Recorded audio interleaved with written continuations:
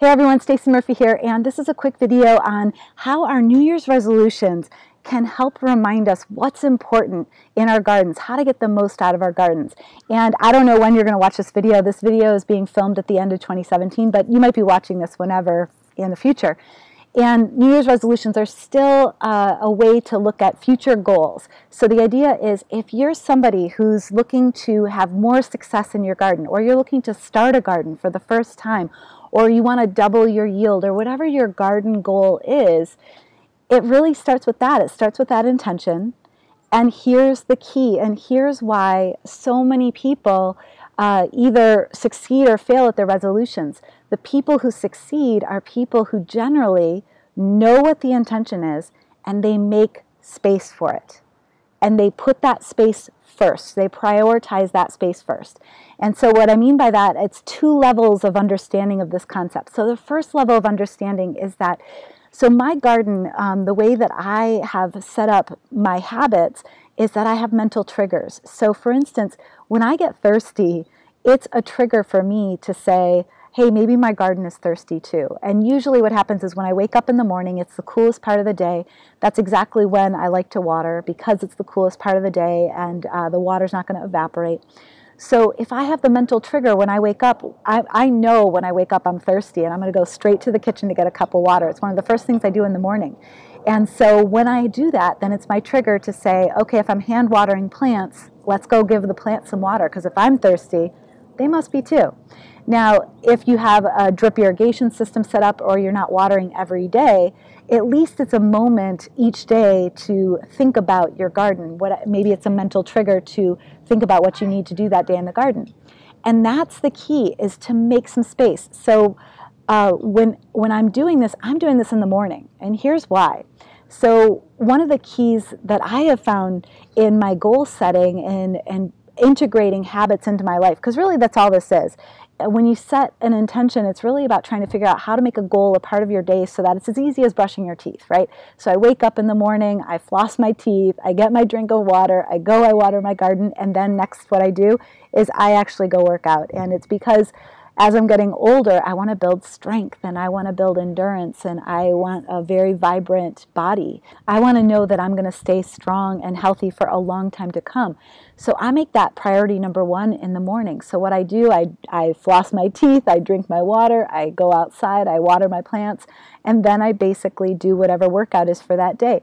And what that means is that by the earliest part of my day, I've won, because I've done all the things that are important to me. And the other thing that's important, of course, is that I harvest food for my table. So I'm always putting those things first. And when you can put those things first in your day, it doesn't matter what comes after that in the day, you feel like you've already won, and that's going to propel you forward, and it's going to be a rewarding experience, and you're going to keep that habit up. And so with gardening, that's really the most successful gardeners are people who are making daily or weekly habits out of their garden. And it's okay if you don't want to do your garden every day. A weekly habit is awesome. It's going to bring you so much success. And so here's the second layer of this idea. So I want to just drill this idea in a little bit, or dial it in a little bit deeper. So this idea that if we're going to create the garden of our dreams, or if we're going to double the yield or have a successful garden, whatever the goal is, finally get those tomatoes right this year, the way to make that happen is to make space for it. All right? And Mother Nature is a fabulous teacher in this regard, because we are rewarded when we make space in our garden. And here's what I mean by that. I'm growing a bunch of greens behind me and greens in the background because it's winter. It's harsh light right now from the winter. And whenever I cut those plants back, more grows. And the more I cut them back, the more grows. So the more space I make, the more grows back. And this is what the lesson is from nature, is to make space, and the things that we want, more of it can come through. If there's no space in your life for gardening, then guess what? It's never going to grow the way that you want it to. But if you make space in your daily ritual, and you make space for those plants to grow, oh wow, your garden, it's it's going to be just a great success. You're going to have so much food coming out of your garden, and you're going to feel fabulous about it. And you're going to feel like you truly are successful. You're nourished by your garden, and that the plants are supporting you because they're making it easy on you, because all you're really doing is make space for them to do more of what they already do. There's so much wisdom in these plants. They want to grow. We just need to give them the space to grow. Now, you can still pack those plants in tightly, like I do. I mean, I pack them in really tight.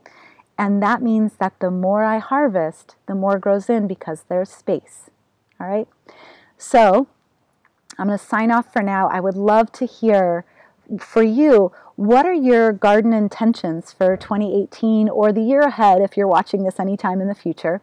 What are your intentions? What are your goals? Whatever kind of resolutions you typically set. And maybe you want to set it as a specific outcome. I want to grow this much food. Or maybe you just want to set an intention of, I want to feel nourished by my garden and I want to spend some time every day outside.